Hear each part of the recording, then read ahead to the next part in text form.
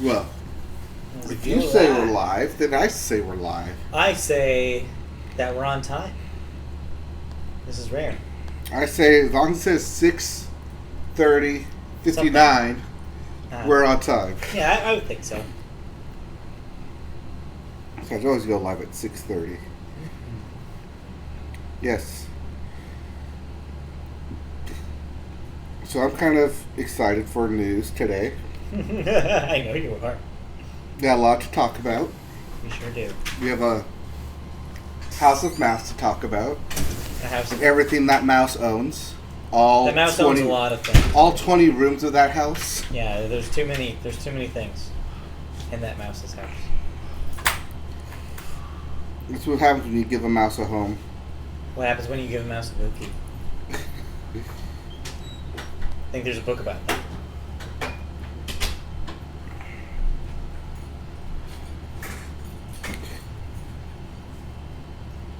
Alright. Oh, we also have several thoughts. We do. We've been doing some thinking. We have thoughts on everything This week. but movies. That's rare. It's usually the opposite. Yeah, it's very rare. Usually we have thoughts on anything but movies. Or Well, movies that but everything. Let's get the show on the road.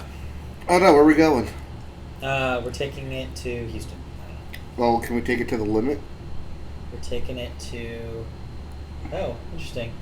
I just got an email from my own account saying that we're live on my channel. It's like, that's the first time that's ever happened. So I don't know what's changed. YouTube's algorithm changed. I guess so. YouTube's algorithm is always They changing. changed their settings or something, and now they send emails when they're live. That's smart. I don't know. Are you plugged in? Plugged in Are you liked, subscribed, ring the bell for to notifications? the Media Boat Podcast Gmail account. Oh. That's what I said. That they haven't done that before until just now. Mm. I just got a notification. All right. Well, let's go live. Let's do it. Let's start recording. The Media Boat Podcast. Hello! And we're live. Hey, we're live on YouTube with the Media Boat Podcast. Hello! If you're listening to this on the podcast format, this is live to you right now. Yeah, it's live in your ears. Let's put it that way. But it could be live in your eyes if you're watching on YouTube. This is the Media Boat Podcast. This is your source for news about movies, television, video games, and music. Not necessarily in that order. This is August the 28th, 2019. Episode 190. Episode 190. We're edging ever so close to that 200th episode. Our So, 200th spectacular. Yeah, we'll get there. But for now, 190. That's a good number. Yeah, you can be watching this live on YouTube if you go to youtube.com and search Media Boat Podcast. If you're already watching live, thank you for joining us. And if you're listening to on the podcast, consider checking us out on YouTube if you want to see what our crazy mugs look like. Or if you want to talk to us about what our crazy thoughts are, or It's true. crazy news is, or crazy jokes that you want to chime in on. Yes, all of the above. If you're watching live, you can chat with us and interact with us here on the show. We read the chat. So yeah, let's get the show on the road. My name is Matt. His name is Mike. I'm Mike. He's Matt, and we have 5 different thoughts at least We have a lot to of get thinking. through. We've done a lot of thinking this But week. before we get to talk talking about what we think about stuff, we got to get to the news, and True. we got to start this podcast. we always start this podcast with movies, and we always start the movies section with the weekend box office number. All right. So, what was number 1 this weekend? Your number one movie, not too surprising this week. We actually didn't debate over this, but if we had, we probably would have landed on the correct answer, which was Angel Has Fallen, your sequel, or I guess threequel, to the Olympus Has Fallen / London Has Fallen trilogy, I guess now. And now the angel has fallen. Now the Angel Has Fallen. That's your number one movie with $21 million for its first weekend. Yep, no. Great, probably for the budget. No, but do you know this is not the religious movie about angels being fallen? No. No, this is CIA, protect the president, Yeah. Secret You know what Service. this is. Gerard Butler Yeah. is the angel who has fallen. Number 2, slipping down from number 1 last week. Good Boys with another $11 million. That thing's respectable $41 million domestic right now. That's gonna put a profit in someone's pocket right there. Seth Rogen's pocket, turns out. Yep. Number 3, Overcomer. Overcame number 4 through 5 to her number 3 at $8 million. Yeah, that's the runner, long distance runner. Right. Yep. Number 4, Hobbs and Shaw. Sorry, were you expecting more? No, yeah, that was it. Hobbs and Shaw is your number 4 movie with another $8 million. That's at $147 million. Slowing down ever so slightly. That thing might not hit 200. Maybe not. The Lion King rounds out your number 5 with $8 million to add to its enormous pile of money, $510 million domestic. Oh, so that's where Hobbs and Shaw's money went. Yeah, that's where it is. If you're wondering what happened to Ready or Not, Hey, what happened to Ready or Not? Ready or Not, I guess people weren't ready? $6 million and hit $8 million and hit number 6 because of that 3-way tie. Okay. So yeah, just edged out, barely. That's it for the top 5 upcoming this week. What are you watching? I don't know what I'm watching, but here are the new releases. Here are some new releases. There are 2 new releases this week. Don't Let Go. Question What is mark, Don't Let Go? question mark, question mark. Horror, I think. That sounds like a horror movie. It sounds like a horror film. And then also, Saho. I don't know what this is, but it's got 2 A's in it, so I'm guessing this is maybe Indian? That's what I'm guessing. This This is Bollywood? was under adjacent? wide releases, so I'm guessing this is an AMC exclusive Okay. release. So Saho.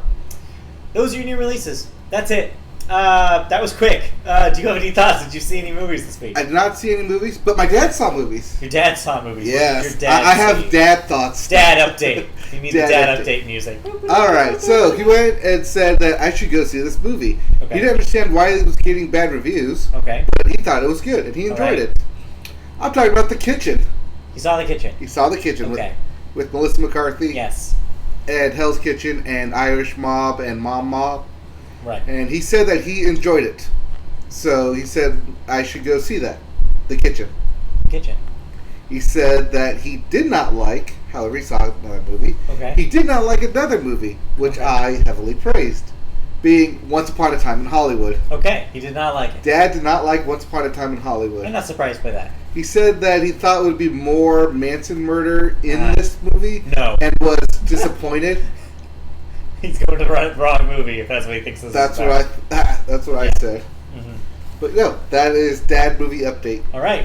Thank you for the dad movie update. I do not have a dad movie update. I don't know what my dad's been seeing lately.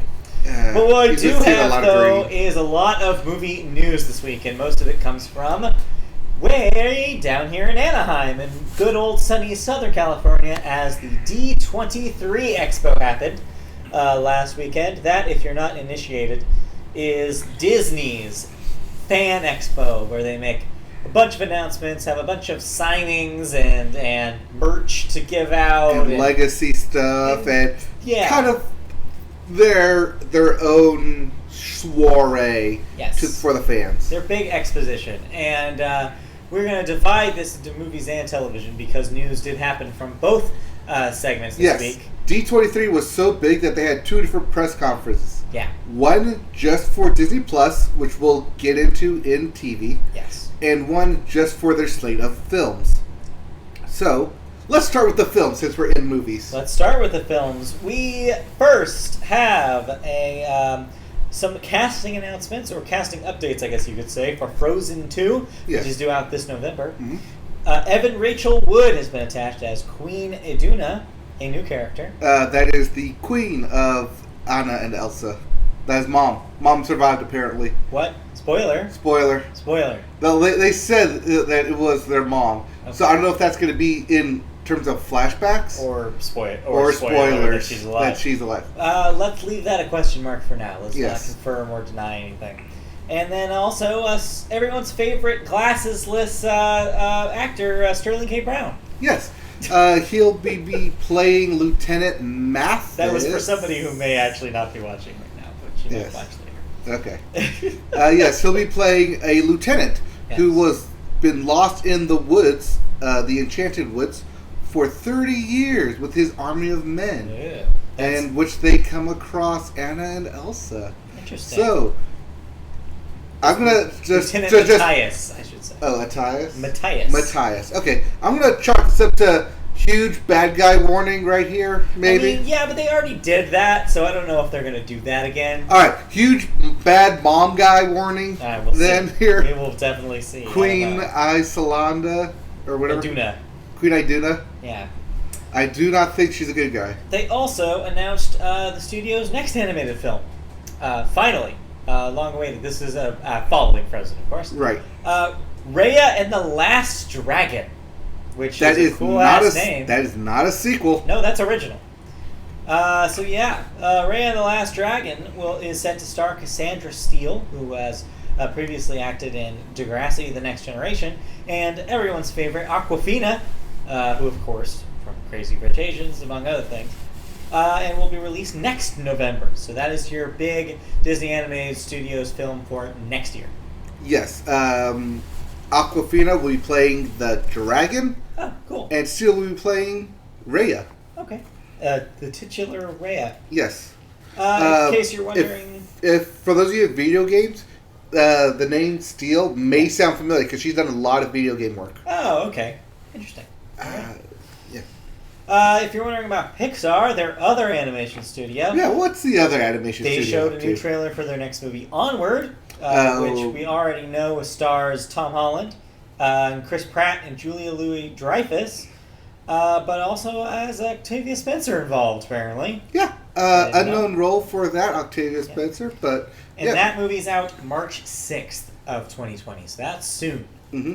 That is the modern-day fairy tales retelling of sorts? Yes. Epic adventure. We've already had a teaser trailer for it, so we already have an idea of what this thing is. But more to come before March.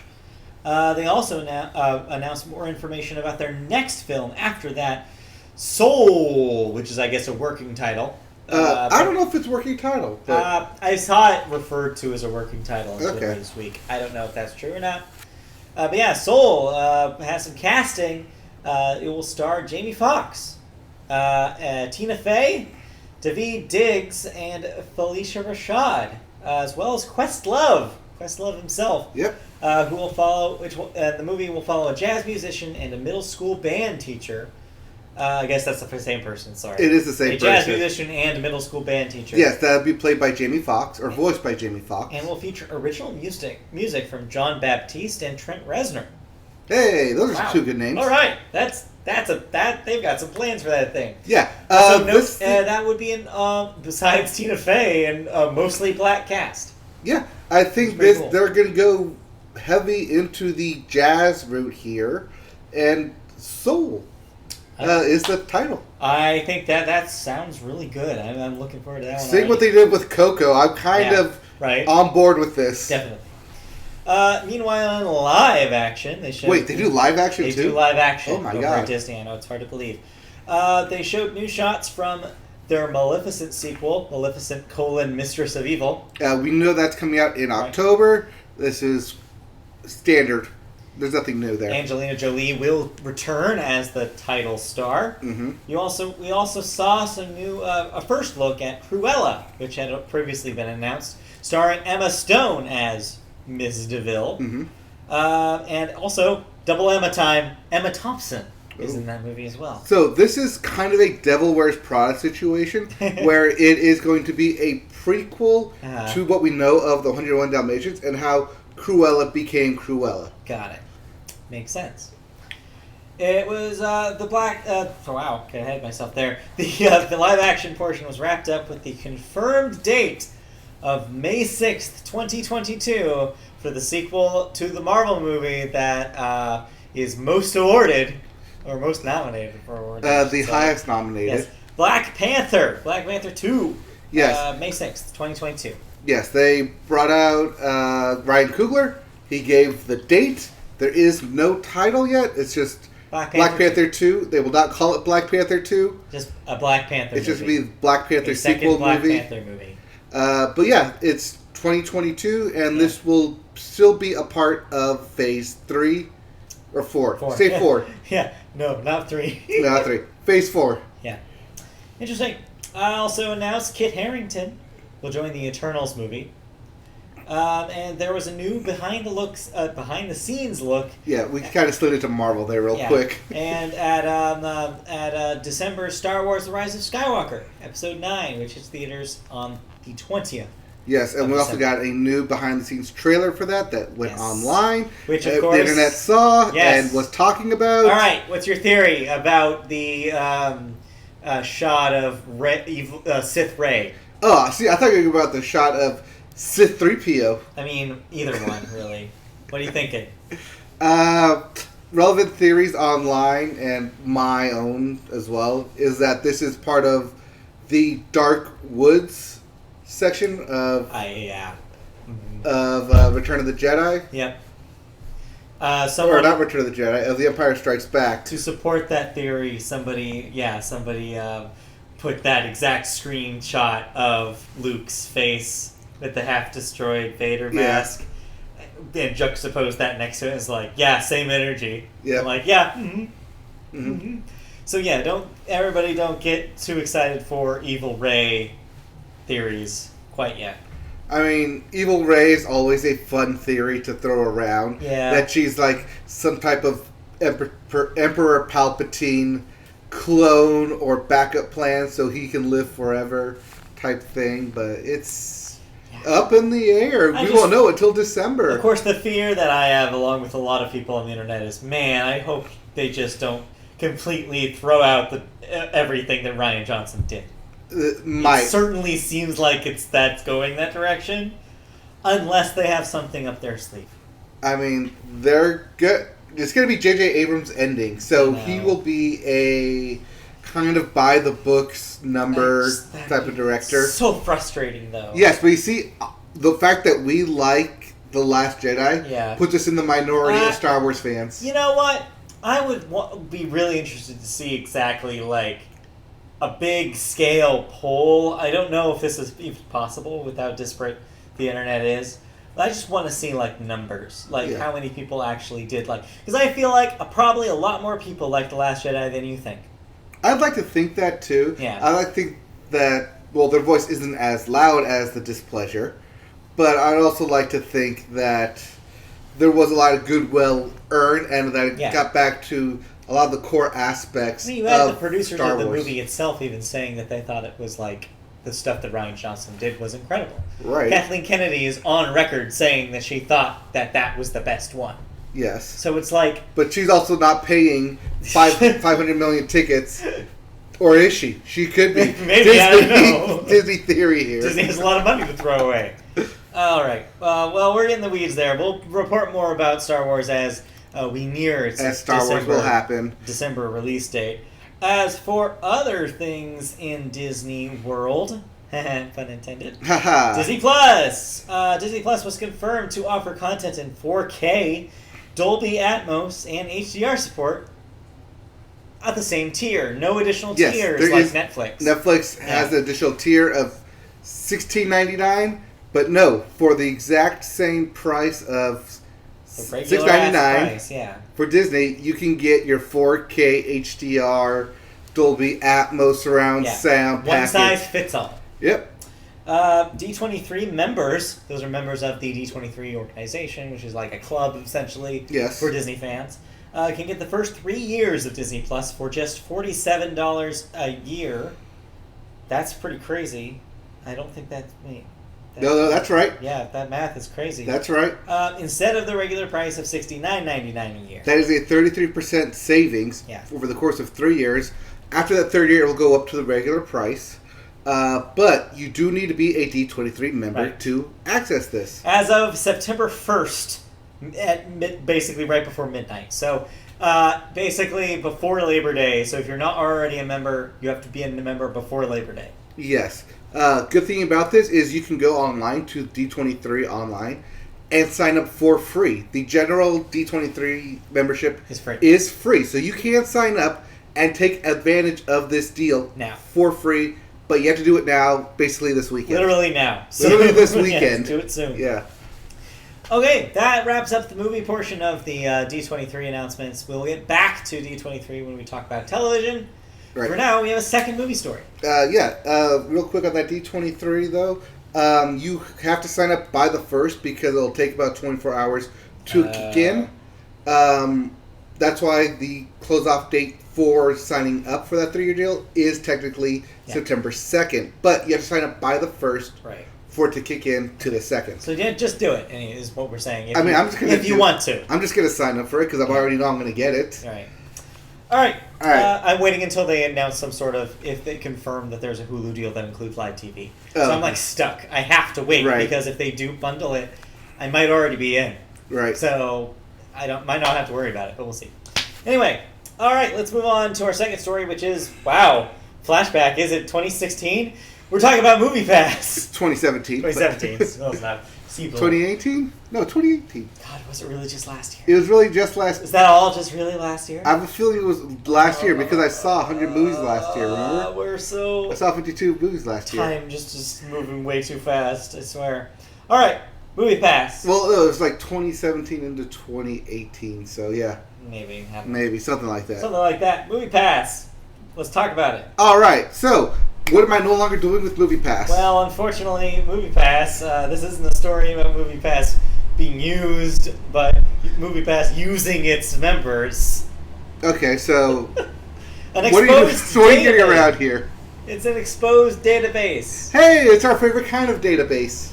They got to cover it up. It's exposed. Yes, an exposed database on a MoviePass subdomain that housed 161 million records was, what do you know, left unsecured and exposed credit card and customer card information on at least 60,000 of their customers. I wonder if that's because they couldn't afford an IT security guy. That's sad. The exposed database was discovered by Spider Silk Security, which said the information may have been exposed for several months. Some of that data included expiration dates, names and addresses, email and passwords that included personally identifiable information and payment card details. No word so far on what MoviePass plans to do for compensation for the people affected, or if there's going to be any sort of movement on their side. I don't know if they can do anything. They're kind of like in the red here. Sucks, yeah. But yeah, no, just note that if you sign up for MoviePass, good chance your information's on the dark web. Which, if it wasn't already at this point, thanks to Wells Fargo, Equifax, or Citigroup, or AAA, or Triple Double, or Single Doubles, or PlayStation, or Xbox, or Nintendo never gets hacked. Or the ESA. AOL, MSNBC, any other way, all the hacks that you hear. So yeah, so if you're a MoviePass member, just know that that's possible that could have happened, and hopefully MoviePass will make the right decision, work with maybe a partner to get some maybe compensation, or look forward to a class action lawsuit. I would say look forward to class action lawsuit, which could also happen, where you can get your $10 back or 30 cents. All right, that's it for movies. All right, any other thoughts we have for movies going around here? Nothing going on with movies. Real briefly, what's it called? Matrix. I know we didn't mention this last week, but Matrix 4 is happening. Just in time for the Matrix to come back to movies theaters this weekend. Yes. So get your tickets for that, or watch it on whenever it gets on TV with commercials and really terrible dubbing. Yeah, look forward to it. But Matrix in theaters this weekend. Maybe it'll hit top 5. No, we'll hit top 5. All right, let's move on from movies into television. We always start television with the Sports Corner. And we have a new champion. We do, in the Little League World Series. That was a little anticlimactic. Louisiana, that's the state here in the United States, has beaten Curacao? Curacao. Like the blue Curacao?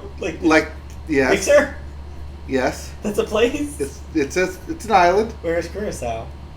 Off of the coast of Venezuela. Oh, well, there you go.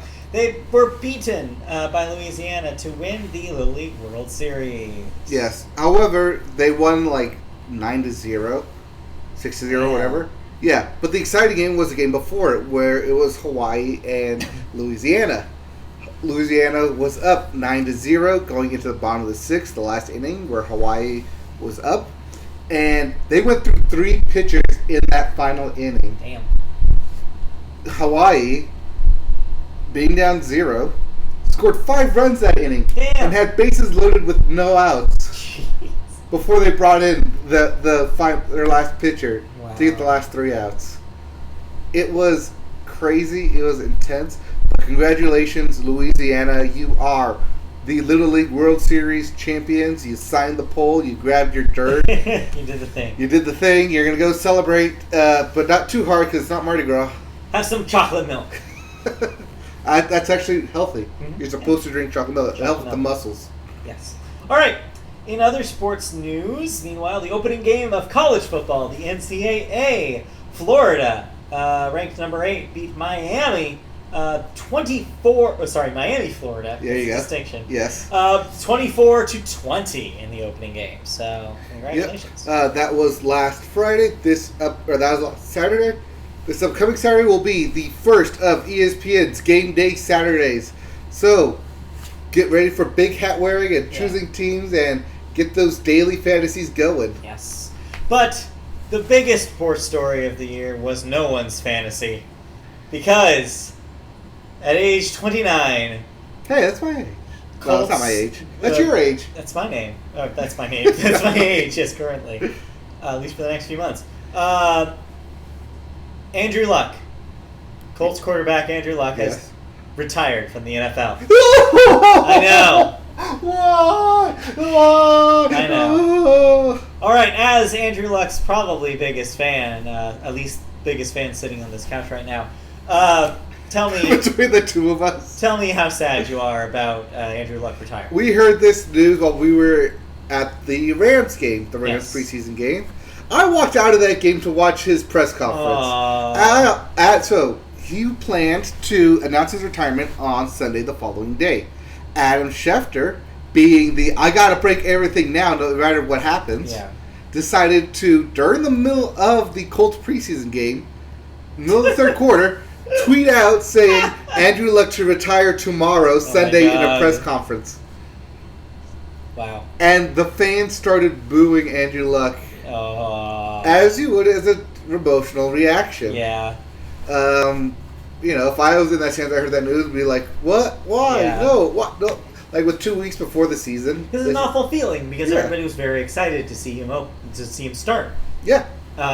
Seeing as he won the NFL Comeback Player of the Year last year, he should have won MVP as he had two passing records. The only thing he didn't have was passing yards and passing touchdowns, which he came in second in both of those to Ben Roethlisberger in passing yards and Patrick Mahomes in passing touchdowns, because Mahomes decided to throw 50 touchdowns and Luck only threw 39.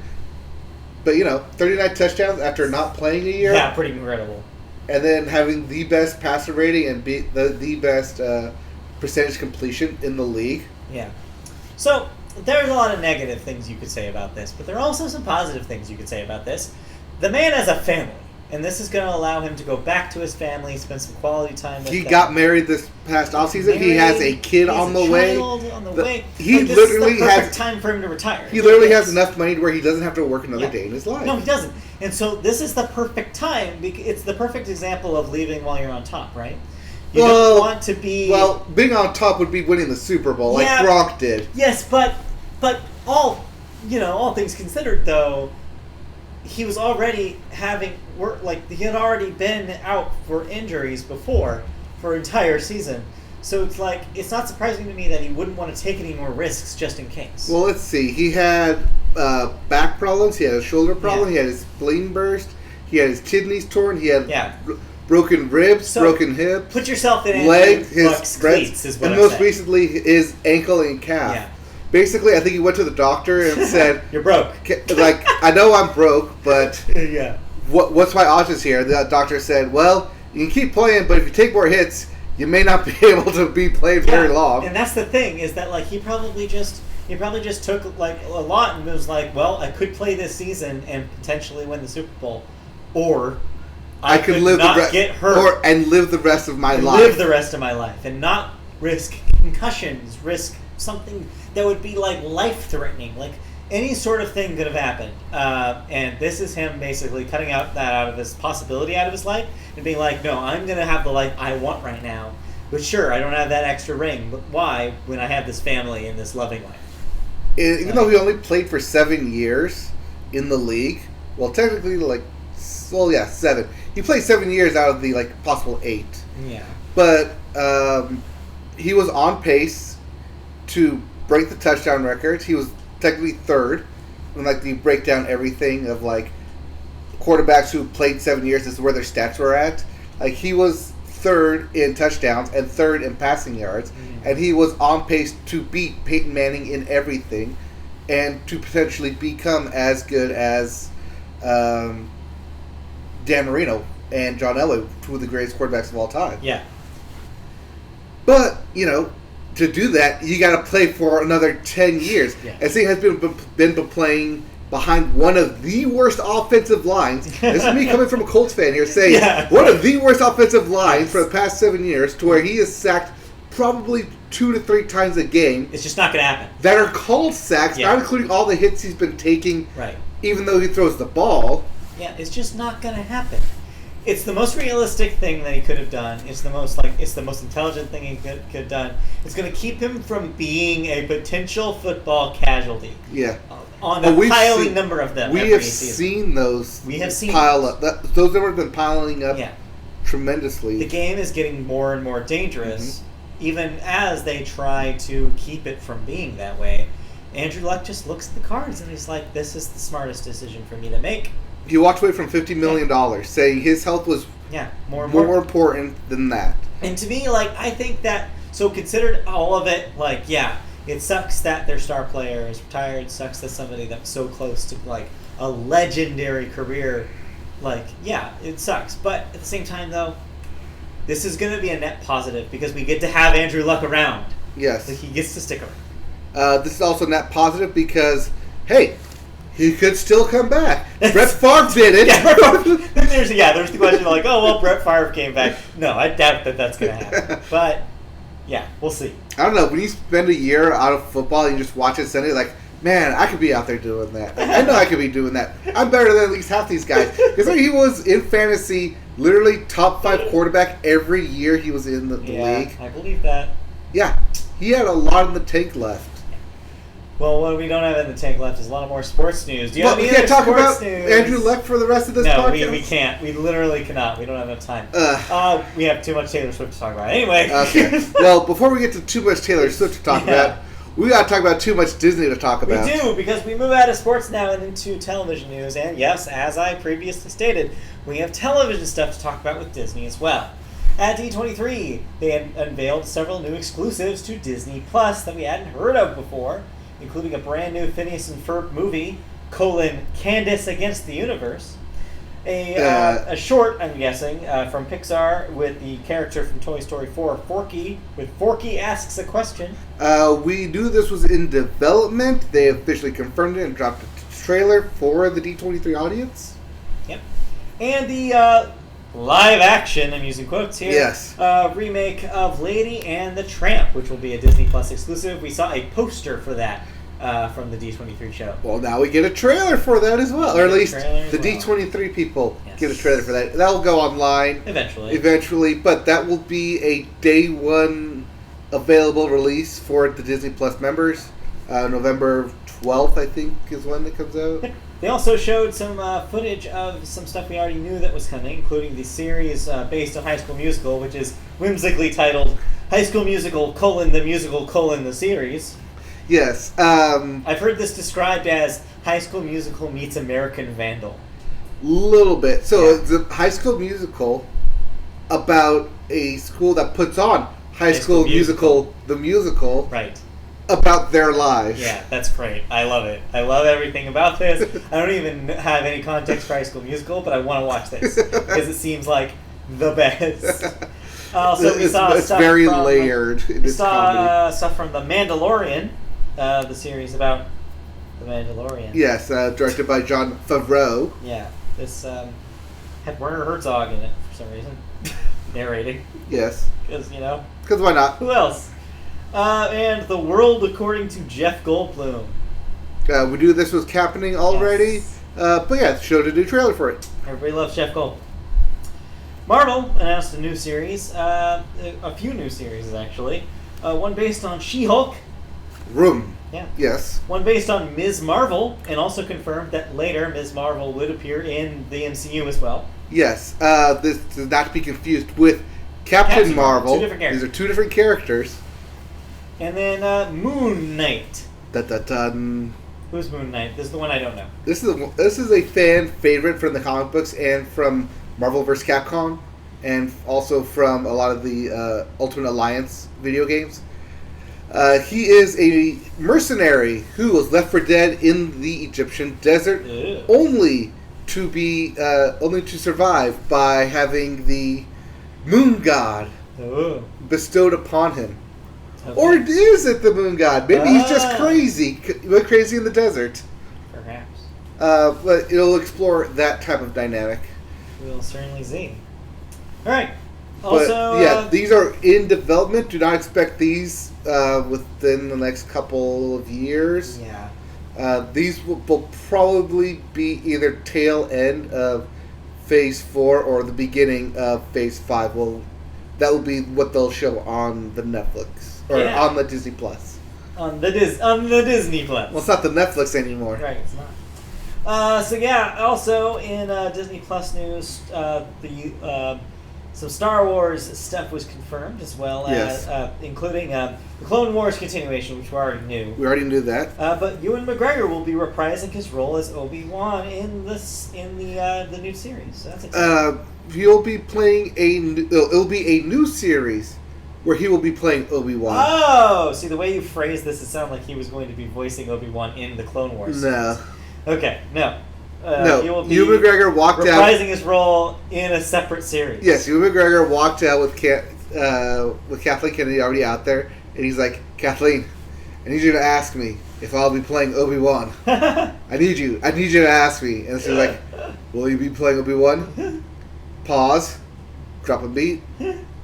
Yes, and the crowd erupts. Needs to milk it as much as he can from the crowd. Also, the Muppets are returning in the form of a short-form, unscripted series called Muppets Now. I'm interested in what the unscripted means. What the hell does that mean? They're puppets. Well, I'm interested what unscripted even means. Is it an improv show with Muppets? Improv Muppets? Improv Muppets. Improv Muppets. The more I say it, I'm like, you know what? That could be all right. Yeah. Like, Whose Line Is It Anyway, but with Muppets? I could, yeah. Yeah.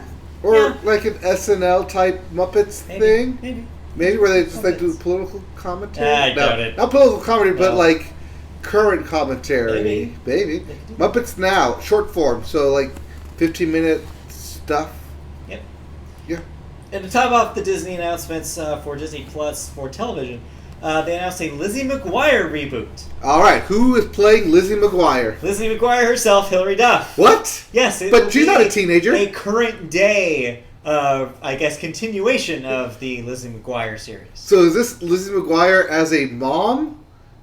Being little Lizzie McGuire? Maybe. Animated Lizzie McGuire mom? Yeah, an older, wiser Lizzie. So yeah, that's pretty interesting. I'm interested to see how that ends up. That is really interesting. Also, for those of you I've seen the internet, like, what? Lizzie McGuire's making a comeback? No, she's not making a comeback. She never went away. She's always been doing stuff, even though... Yeah, Hilary Duff has been in 5 seasons of the TV Land show Younger. Yes. By the way, in case you haven't been paying attention. In case if you don't watch TV Land. Yeah, because I saw a lot of internet stuff was like, oh my god, where'd she Hilary Duff. Like, she never left. She's like, been doing stuff. It's just not stuff that people who grew up with Lizzie McGuire probably were watching. Right. I hear Younger's actually pretty good. Her and Sutton Foster apparently. If it lasted 5 seasons, it has to be kind of good. Yeah, people are watching it, I guess. Yeah. All right, that's it for the television announcements that Disney made, but we're not done with D23. I have one last television announcement. Okay. While they brought out The Mandalorian, they said that for all of their series, you will not be able to binge watch them. They will be releasing them on a weekly basis. That's really smart, and I really like that. I like that too, because that will keep retention, people attached to that subscription. Also, it's just like Netflix series, at least to me, is that they all have the same season structure because it's all what they have to do to make an arc.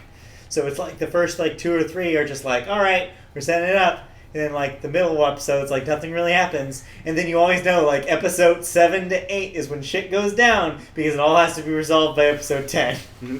The other thing about that is that this will keep the water cooler talk going in Office, because what happened with people talking about Stranger Things 3 is that no one talks about Stranger Things 3. The Netflix discourse is hot and then it dissolves. Right, because you have to either binge watch it when it comes out, or you're not going to talk about it, because it's like, oh, like, the new season came out, did you watch it? It's like, no, not yet, I'll get to it. Like, oh, it's real good. Right. Like, talk to me after you get to season 8, or get to episode 5.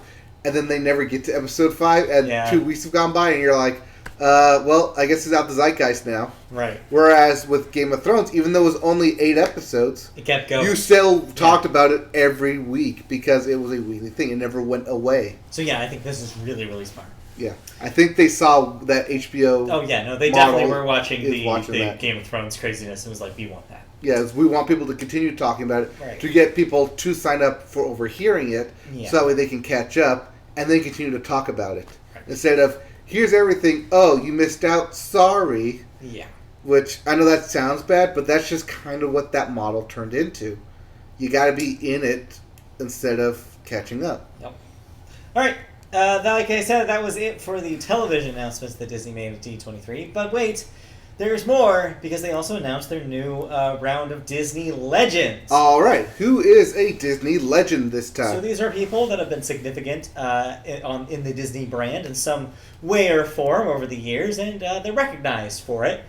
These inductees this year included Christina Aguilera, who of course was a Mickey Mouse Club reboot member in the early 90s, and then went on to do a lot of cross-promotional stuff with Disney in her pop heyday in the early 2000s. Right. Most famous, what people would think of for Mulan and the Reflection song. Oh, yeah. One of them. Things. Also in the rounds here, Wing Chow, Robert Downey Jr., because of course, Jon Favreau, because of similar reasons. I believe, like, those, considering that the MCU just ended, it's kind of like makes sense. James Earl Jones. You gave them like $20 billion. Right. Yeah. You can give them a statue or something. James Earl Jones, anticipating, right after his reprise role of Mufasa in Lion King. As well as, presumably, probably some sort of cameo in Star Wars as well. Well, he was also the voice in Rogue One. Right. So he was in Star Wars, Darth Vader, Lion King, and then again Darth Vader, and then again Lion King. So yeah, not bad. Bette Midler, Kenny Ortega, he's a wrestler, I believe. No, he's a producer. Director? Oh, director Kenny Ortega. Yeah, director Kenny Ortega. Okay. I didn't know which one. Barnett Ritchie. Not familiar. I'm not familiar with that one. Robin Roberts. Not familiar with that one. No, I am familiar with that one. Yeah. That is ABC anchor Robin Roberts, the 2017 ESPY Award winner for Arthur Ashe Courage Award, and or then, the Jimmy V Perseverance one. I think Jimmy V for Perseverance, or one of them. And then speaking of ABC News, Diane Sawyer.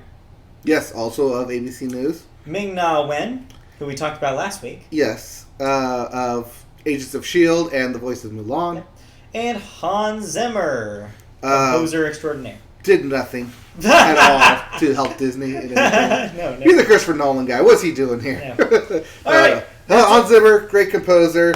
Pirates of the Caribbean theme song is all you need to know. Oh, yeah. Among others. Among other things. Tim Burton, frequent collaborator. That's it for the D23 news, unless there's any little trickling thing that you want to add before we move on. One last trickly thing. There was no Spider-Man announcement because there was no Spider-Man deal. Spider-Man 2 announced. There also may not be a Spider-Man deal, or maybe there is. Still Who knows? There was a weird thing about Tom Holland and Robert Downey Jr. taking an Instagram saying, "We did it," and that's it. And everyone was like, "Oh my God, they made a deal! We did it!" Like, no. But other than that, D23 was, I'd say, a success. Yeah. They got a lot of good stuff out there. A lot. I mean, Disney Plus looking hot. They pushed a lot of Disney Plus. Yeah. The fact that they had a whole conference just devoted to Disney Plus. Yeah, it means there was a lot to say. They want people to sign up. They need people to sign up. Yeah. I'm gonna sign up. You're gonna sign up. I'm gonna sign up. All right. I'm gonna take advantage of that 3-year deal. Yeah, you should. Yeah, $140. I have to pay that up front and then not to worry about it for 3 years. Yeah. Yeah, I'll do that. Let's stop talking about Disney for once and let's move into a second story in television news this week. And it's because it's our duty. It's season 45 of Saturday Night Live. Very soon now. And it's that time of year where we get all the announcements about what to expect from the upcoming season. All right. So we don't have any announcement on any new cast members but yet. We do have one departing, and it's not the one that was rumored. All right. So it's not Kenan Thompson. No, not even. He's not leaving. No, still not leaving, somehow. But no, that's not even who I was talking about. Kate McKinnon? There was scuttlebutt about Kate McKinnon because I guess her contract was technically up this year. She chose to instead renew it. So she will still be on the cast, but Leslie Jones will be leaving the show after a few seasons. She was even nominated for Supporting Actress Emmys in 2017 and 2018. Presumably, this is to maybe focus on a film career. I would not be surprised if that was where she was going. Maybe, but she's also pretty old.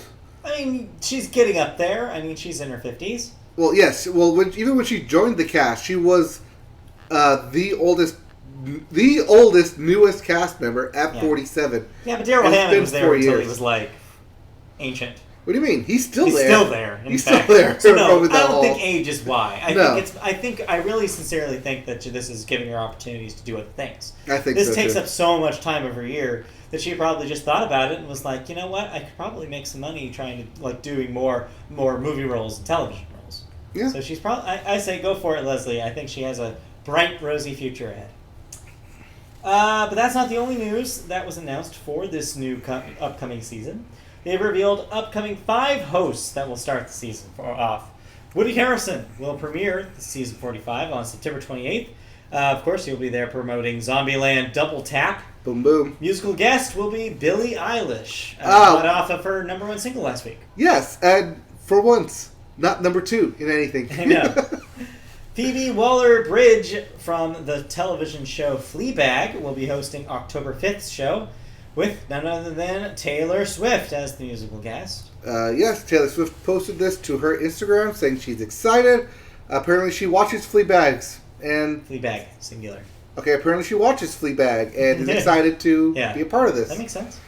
David Harbour of Hellboy, the new Hellboy. And Stranger Things, but yes, Hellboy. Stranger Things. You have Hellboy written down, I don't know why. I purposely put Hellboy down. We'll host, just to remind people that he was Hellboy. Right. We'll host on October 12th. With musical guest Camila Cabello. Camila Cabello? Camila I never know how to say her name. We say it every week because you can be there with Shawn Mendes singing Senorita. As the musical guest. This is followed by Kristen Stewart, who will host on November 2nd to promote her new Charlie's Angels reboot. Mm-hmm. Also, in a surprise posting, the December 21st show will be hosted by none other than Eddie Murphy, who has not been on the show proper in nearly 30 years. So he was a part of the 40th anniversary show. Yes, for a briefly 2-minute little monologue. Yes. But other than that, he has stayed away from SNL. Right. This is a big deal for the show. I don't know what enticed him back. I don't know if he's promoting something. I don't know what's happening. But it'll be really interesting to see him in a hosting position because he will have to be in sketches. I'll say that is part of the deal. Yes. I'll say he will probably be promoting Coming to America too.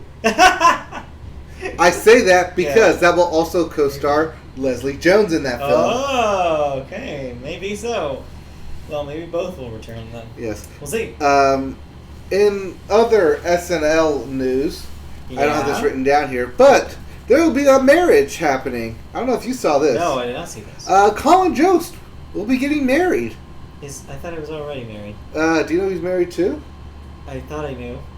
Okay, I guess not. Okay. He is getting married or will be married somehow, wedded to Scarlett Johansson. Oh, right. Never mind. I did know that. Yes. Okay. Pete Davidson is still single, I think.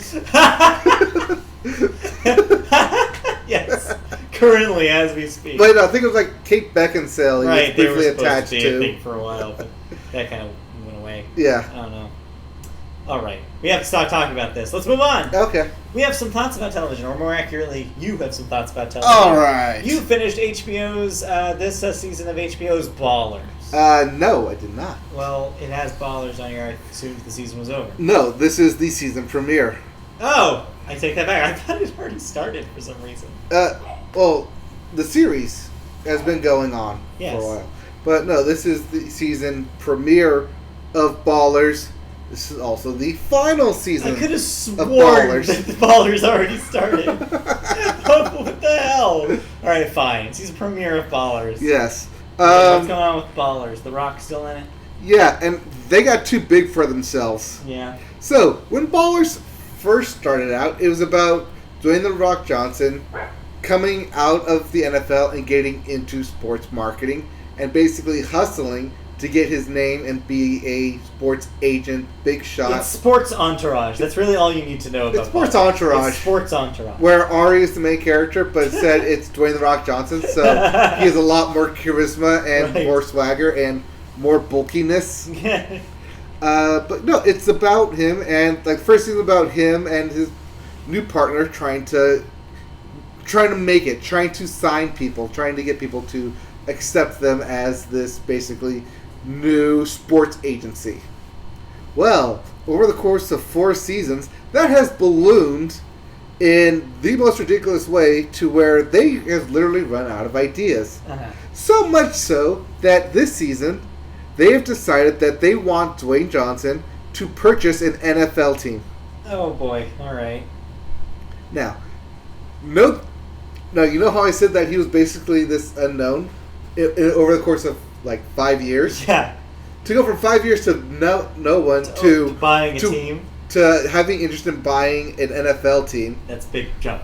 Is a huge jump in the course of 5 years. Yes. Also, granted that last season he took on the NFL, he took on the NCAA, he sued them, and yet they still want him to be a part of the NFL, like, owners. So are you glad this is the last season of this show? Because they can't really go beyond this. Oh, yes, I am. Yeah. Because they can.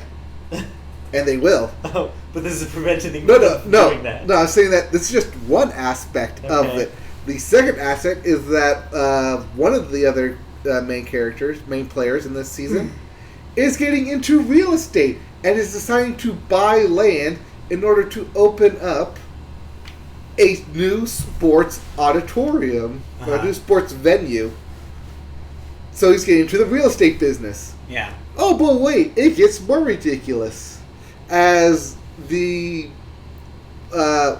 of the defensive players, who is a defensive tackle star on the Dallas Cowboys, who was a big part of the first and second seasons, where they needed to get signed and sign a new contract, becoming one of the highest paid players in the NFL.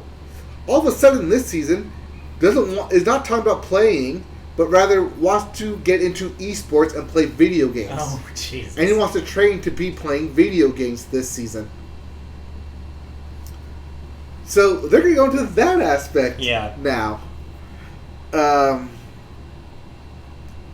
But it gets even more ridiculous. Oh my God, you're not done. I'm not done. As one of the other stars who is a receiver who recently played, at least in the season. So throughout the course of the season, he played with the Miami Dolphins. He played with the Patriots, which in that year they ended up winning the Super Bowl. So in the series, he has a Super Bowl ring. Yeah. Then last year he played for the Rams, then retired, then unretired to play for the Rams, and now is all caught up in a HGH steroid expose. He's also, at the same time, just signed a new contract to be the highest paid receiver for the Rams. And, to top it all off, at the very end of the episode, he gets hit by a car. Wow. Okay. Now, all 5 of those storylines will happen throughout the course of this season. Resolve somehow. But that's probably why this show has gotten too ridiculous for its own good. I can't believe it. Well, have fun with that. I'll be watching it. That's not the only thing you watched, though. You also watched the Netflix special, Invader Zim, Enter the Florpus. Yeah! Alright, so I talked about the Rocko's Modern Life special last week. Yes. This is the other Nickelodeon reboot of sorts special that Netflix is doing. What did you think about Invader Zim? There is an animation change. That is not your eyes. Right. There is definitely an animation change as when Invader Zim, which by the way only had 2 seasons on Nickelodeon. Only had 2 seasons, but when it premiered, it had a very rigid, very dark tones, a lot of blacks and pinks, and everything was like sharp edges, sharp lines. Everything was squared off. Yeah. This special, things a bit more curved. Everything looks a bit more refined. It's a lot brighter. There's a lot more blues, a lot more neon in this, but those are my minimal differences that I can see, because as you said with Rocko's Modern Life, they kind of picked up right where they left off. That's great, yeah. And I enjoyed this thing immensely. They did kind of play off the 20-year gap. 15 years shorter for them, yeah. Yeah, shorter for them. Yeah. 20-year gap by saying that one of the characters had been waiting for his return and became glued to his seat as he waited for the return. And then there's a training montage. But it also kind of harkens back. This is a nice ending to Invader Zim, as it harkens back to the first episode of why Zim is on Earth, why he got sent there, and kind of what his entire mission is, phase 1, phase 2 of it. And seeing as I watched this and then went back and watched the pilot, it's very similar. There's some parallels. There's some really good parallels there, yeah, and I like it. I like when series do that. I love it when series do parallels, especially when they harken back to the first season. There's definitely a lot of Easter eggs throughout the series as fans of the show, but it definitely feels like the conclusive ending to Invader Zim. As last time we saw Invader Zim, there was a time travel-ish episode. Okay. But this is kind of more. This feels like the definitive ending to Invader Zim. Okay. Do you think do you think this is mostly for people who watch the original series and are big fans of the original series, or do you think this would be a good way to introduce somebody who hasn't seen the original stuff, who may have missed it the first time around, to the series? I wouldn't, just for the fact that so much prior knowledge required. Not the fact that there's prior knowledge, but just to the fact that there's a lot of stuff in it, because it is like a series finale to me, that you need at least some sort of at least watch the pilot and then another episode, kind of set up to understand. There's enough context, the payoff for the context, having the context, that it's worth it. Right, because there's a lot of finality to this, to Enter the Florpus. So there's a lot of finality in it, but having not seen Invader Zim, you wouldn't get it. No, in the gap. Yeah. Having seen it when it was on TV and then not watching it and then watching it now, I was like, okay, no, I get everything. Yeah. Okay. Everything's coming back to me. It's okay, this is exactly how it is, and I enjoyed it. There's a lot of good jokes in there, a lot of good winks and nods. Okay. But it's definitely good for fans of the show. I wouldn't say use this as your first entry into it, because you will definitely be confused as to why everything is the way it is. Yeah. If you're at all interested, watch the first episode. It's on YouTube. Watch a second episode just so you understand it a little bit better, maybe. Yeah. Of the context between characters, how their interactions are, and then you can watch this as a definitive ending. Okay. But it's definitely good for the Invader Zim. You kind of need that little bit of background, especially from the pilot episode, because there's a lot of stuff that harkens back to that pilot episode. There's also a lot of stuff that harkens to the side comic that's been running as well. Interesting. But not a whole lot to where you need to read those as well. So it's not there's like winks and nods in there. That's nice. Yeah, but no, it's nice when you're able to diehards out there. when you're able to throw in stuff like that. Right. But yeah, creator of the show also wrote this and is back to showrunning it as well, directed. Cool. But no, it works. Like as much as you liked the Roncos. Yeah, it worked in the same way. It worked the same way for me. That's great. Awesome. Cool. Okay. So cool. Did you watch anything else on television this week? Nothing new. I watched another episode of Last Chance U. Okay. I didn't realize that I was only on episode 3 out of 8. Wow. So it may take me a while to finish that. I may end up watching the... that's the other thing. This upcoming Tuesday is the season finale of Hard Knocks with training camp with the Raiders. Right. As this is upcoming the last preseason game.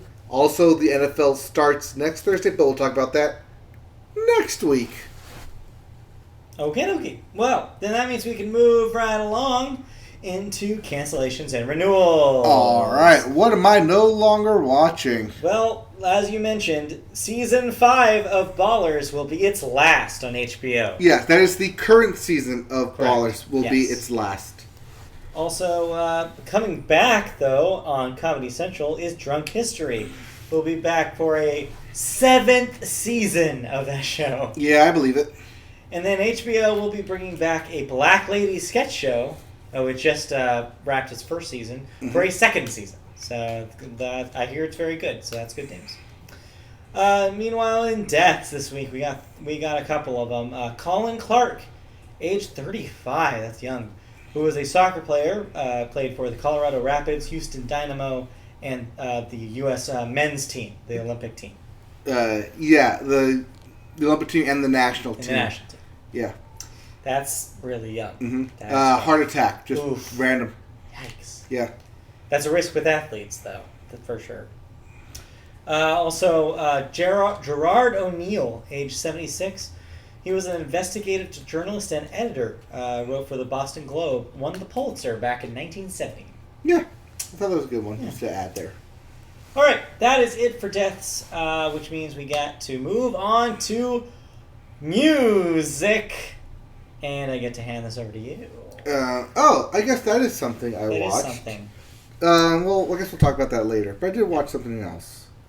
But we ought to talk about music. All right, we start music with the Billboard, and we start Billboard with the Hot 100, and we start the Hot 100 with a bless you. Thank you.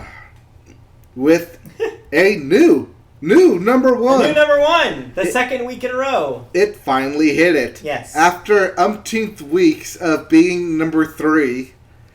Senorita by Shawn Mendes and Camila Cabello. Yes. Finally hopped into the number 1 position. Yeah. I'll mention them a little bit more, but they got a little bit hot and steamy during the VMAs. I heard. Also, Camila Cabello was not wearing anything. Well, I mean, she was wearing something. If you count Fifth Element outfit, something. Yes. It's something. A lot of side boob. Anyway. A lot of all boob. But yeah, that was that's your number one for the first time. Yeah, get number 1. Number 2, back at number 2, Bad Guy by Billie Eilish. Number 3, Truth Hurts by Lizzo. Number 4, Old Town Road by Lil Nas X. And number 5, Ran $Om. I believe that's the word ransom, except the S is a $sign. Yes, it's Ransom by Lil Tecca. Lil Tika? Don't know where this came from. I've never heard of it. Nope, don't know. Yep. Not caring unless it comes back or something. That brings us to our Billboard 200, your albums chart. Yes. Number 1 is So Much Fun. That's the album title. So Much Fun. Yes. By Young Thug. Yep. Number 2, Hello from Las Vegas by Lionel Richie? Yeah, Lionel Richie has an album in the top 5 this week. How? Why? I don't know, and I don't know why. All right. Number 3 is Quality Control, Control the Streets, Volume 2, by various artists. Hey, your it's our favorite band. Your favorite band, various artists. Number 4, When We Fall Asleep, Where Do We Go, by Billie Eilish. And number 5, number 6, Collaborations Project. I hope that just stays at number 5 forever so you can make that joke all the time. If it stays in the top 5, I'll make that joke. Number 5 is number 6. By Ed Sheeran. Yep. Well, those are Billboard 200. Now we have new releases. New releases. What am I listening to this week? Oh, I know what you're listening to. It's not one of these. None of these. But here are your new releases. We have Wallop. All right. Give me your best guess about how you pronounce that band name. Not that. So, this band name is written as 3 exclamation points. They actually do have an official pronunciation. You pronounce it chick, chick, chick. I don't know why. It's just how they do it. Triple chick? No, just chick, chick, chick. Chick, chick, chick. That's all you do. Chick. Yes. All right. Anyway. Wallop by Chick, chick, chick. At the Party with My Brown Friends. Do I have to say it? That's the name of the album. At the Party with My Brown Friends. By Black Belt Eagle Scouts. Yep. Scout, singular. I, I, by Bonnie Bear. Yes. I. I don't think you say the comma. I don't know how you're supposed to say it. I, by Bunny Bear. Yes, Bonnie Bear. Yes, that Bunny Bear. Everybody's favorite Bonnie Bear. Let Love by Common. Yes, that Common. Common. Norman fucking Rockwell. It's the name of the album. By Lana Del Rey. Yes, that Lana Del Rey. I'll be checking this one out. Every single album name this week is like hard to say for one reason or another. Devour by Pharmacon. Yeah. Threads by Sheryl Crow. Yeah, Sheryl yes, Crow. That's Sheryl Crow. Powers by the Futureheads. Fear Inoculum by Tool. This is the album. Fear Inoculum was already the single released back when, a couple of weeks ago, when the entire Tool discography went on Spotify. Right. Every Girl by Trisha Yearwood. Yeah. That Trisha Yearwood. Big comeback week, apparently. Probably listen to that. And Forever Turned Around by Whitney. Which is not a person, it's a band. As a band? It's a very misleading name, but that is not one woman. In fact, it is a band of 3 dudes. It is a 3-dude band called Whitney. Yeah. Why don't they just go through the full deal and call it Whitney from Houston? No. Or Whitney, Houston. Just Whitney. Anyway. Alright, anyways, those are your new releases. Yeah, they sure are. Alright, so let's get into TV. No, music news. TV news. Well, this is a crossover story. What is this, a crossover story? Yeah, it's a crossover story. In one of our favorite vehicles, the crossover story. Yeah, it's about an XC90. No, tell me about the VMAs. Yes, the VMAs were this Monday. Yeah. And Taylor Swift took home 2 Moon People. One for Video of the Year and one for Video for Good. Yeah, which is a category I'm assuming that means some sort of like for like a charity or some sort of like for a good cause.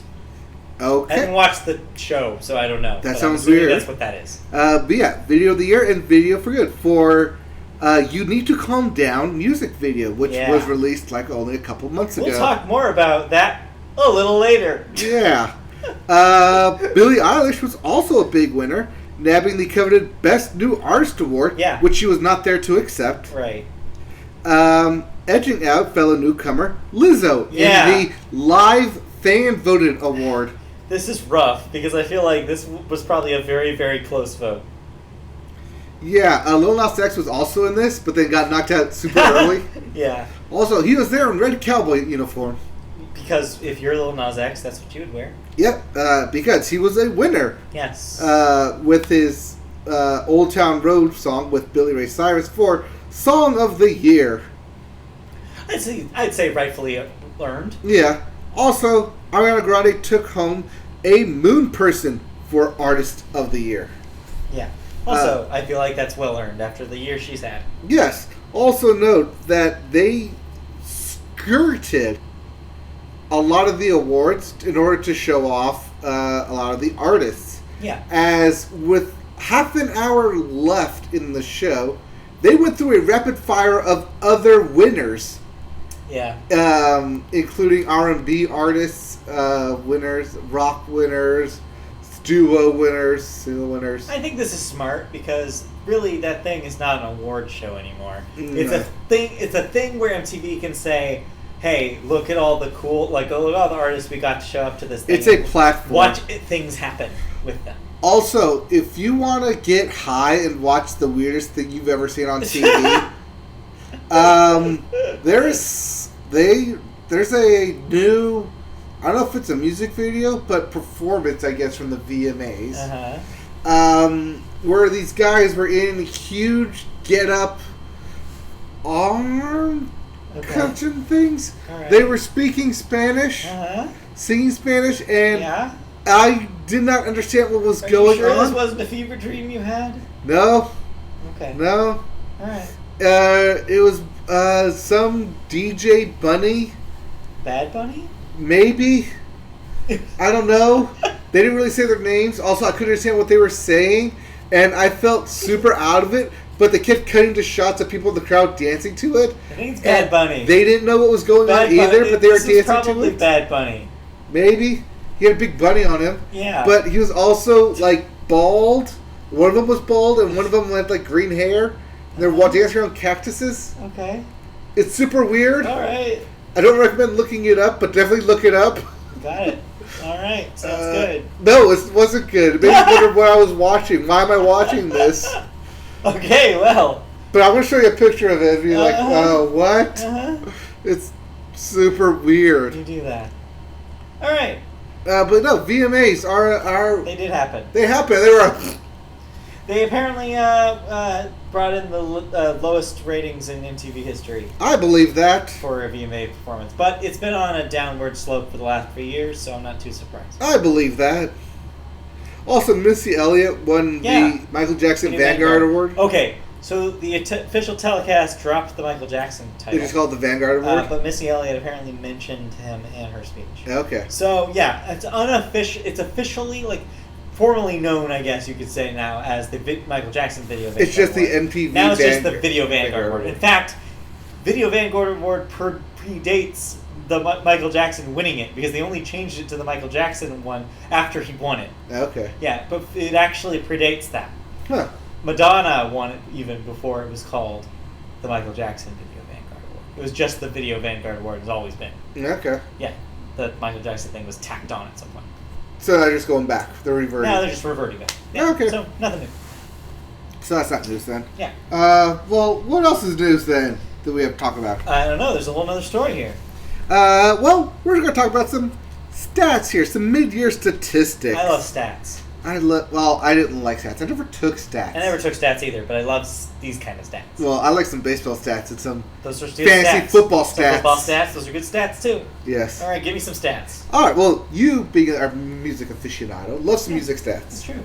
Well, the number of new hip-hop songs reaching the top 10 of the Billboard Hot 100 is dropping dramatically in 2019 as opposed to last year. This is according to the state of the Hot 100 Top 10, which is a quarterly analysis of the compositional and industry trends issued by analyst Hit Songs Deconstructed. While the study looks at just one element of the charts, the year-to-year trends will be clearer in the full 2019 report. The drop in hip-hop is striking. Of the second quarter's 15 new arrivals in the top 10, just 34% were hip-hop as opposed to 60% last year. I believe that has a lot to deal with Drake. I think it does. With a drop of some 26%. While the percentage of pop new arrivals, more than double to 49% from 23% last year. Yeah. I want to say that's Lil Nas X and Billie Eilish. Yeah, I think what you're seeing is like not only, definitely Billie Eilish, but also the surprising surge of Lizzo and Senorita and the upswing of Latin hits this year. I mean, what we're seeing right now is the post-Despacito era. Is stuff by Bad Bunny is getting into the top 10. And like you're seeing, and you're right. This is an off year for Drake as well, which means we're not getting any new Drake singles this year, 2019. Well, we got the Drake compilation album, right? But that was definitely already been released. Yeah, and so that's the thing. Is like, you were seeing an off year for the big heavy hitters in hip hop. Also, we're seeing hip hop changing too, like with Lil Nas X being a perfect example of that. We're seeing this is a transitional year for the genre. And it's also a transitional year for pop, which is why pop is having a comeback. I've seen the pendulum swing the other way there. It is. It always does. Every 5 years, there's always a pendulum swing. Yep. And in this case, we're definitely heading towards a pop renaissance. And then after we get to the pop renaissance, we'll go back to the rock because everything is a reaction to. And then we'll go from the rock into the hip hop and then to the pop. In fact, this is actually the best segue I've ever had. This is the perfect example of this. Is Taylor Swift's reputation to Taylor Swift's lover. So you want to go right into some thoughts here? I mean, you can talk about the other thing before we talk about Taylor Swift, because that might take a while. All right, well, R&B and soul remained at 11%, while other genres were 3% or below. The arrival of 2 new songs from Taylor Swift, and one each from Beyond the Soul, BTS, and Ava Max certainly strengthened the pop category in quarter 2. Oh, yeah. Although 2 new songs each from Drake and Khalid bolstered hip-hop and R&B, respectively. They were Drake features, to be fair. Yeah. I just want to make that clear. It's different from a Drake single. But, that Khalid Talk Khalid Talk has been there for a while. But even that's kind of stretched to call R&B. Khalid walks a line between pop and R&B. So, I don't know. It's interesting. I thought this was interesting considering how dominant R&B and rap has been in the last few years. Oh, yeah. No, even in the beginning of the year, you noted how every new artist kind of sounded like Future or a version of Future. Because that's the way the genre is going. It's chasing that trend right now. And now we're swinging back with Ariana Grande and some Taylor Swift and Lil Nas X and Billie Eilish. It's a swing. It's a pendulum. It's a swing. All right, let's swing for the fences with some thoughts now. We got some thoughts. All right, we have 2 thoughts to go through. The other one should be quicker, so let's get that one done. Let It Roll? Yeah, let's talk about Let It Roll. All right, Let It Roll by Midland. So last week, the preamble to this was last week when we talked about it in the upcoming releases section. You said that this was likely to be your album of the year. Yeah, I did. Did it pay off? Did it pay off? Yeah. Not in terms of a full album, but I did. It's got those singles? It's got the singles. It's got those singles. It's got the singles. It's got the hits. It's got the stuff that makes you want to get up and dance. It's got the stuff that makes you want to slow dance and two-step, but it's also got the hard-hitting pop song. Well, not pop, but the good, rockin' country vibe songs in it. I liked it. I did think that they are definitely swinging towards that Eagles vibe, because I also happened to listen to the Eagles Best of collection, as well as this. I was like, even Spotify thought that they kind of went hand in hand together, because they put them together. I was like, I can see it, and it totally makes sense. They definitely know what type of music they're going for. This is their 3rd studio album, and I enjoyed what they have to offer. I look forward to them being here in country music for a while now. Although a lot of their songs aren't necessarily going to be radio hits. Yeah. I can see them being played in country bars, which is kind of where their staple is. Right. Playing to those two-step songs, playing to those drunken love songs, to those kind of melodic, hit you in the feels songs, those turn it on and let it wash over you. but they also do have the upbeat hits that I like. It's. So is this going to show up on your top 5? It'll show up in my top 5. Yeah, I don't think it'll be number 1 like I previously predicted. Yeah. Just because, like, when we talk about number 1 albums, we talk about the full album, and I, for some reason or one or another, I compare everything now to. Yeah. To Casey Musgraves. It's hard not to. It's hard not to. Like, you gotta think of like an album, and like you think every song is like okay, but like every song on that Casey Musgraves album, Golden Hour, was so great that I could listen to any one of them. Yeah. And seeing as my standard for that is like so high now. Here's the thing, though: you cannot use that as a standard because that never happens. I know that never happens. That's why Golden Hour was so good, was because that level of quality is rare. Right, and I'm realizing that as we continue to listen to all these albums, like having all those like, oh my god, this is my new favorite song on an album, is not a thing I can hold every other like album to. Definitely not. No, but for the majority, like I'd say 80%, 90% of this album, I really like and enjoyed. Okay. I put this thing on, and I was like, oh, I'm almost halfway through. I didn't realize that. Yeah. They're all really good. They kind of do at times begin to blend together, but that's just in the beginning.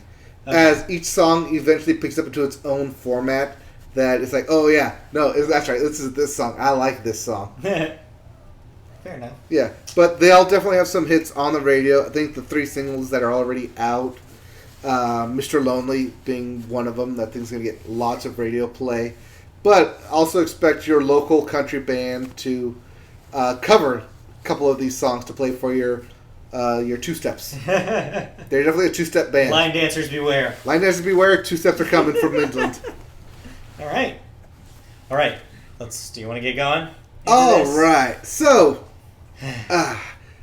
bringing it all back to Taylor Swift. All right. At the end of 2017, she released the album Reputation. Oh boy. To middling effect. I believe this was her last album for Big Machine.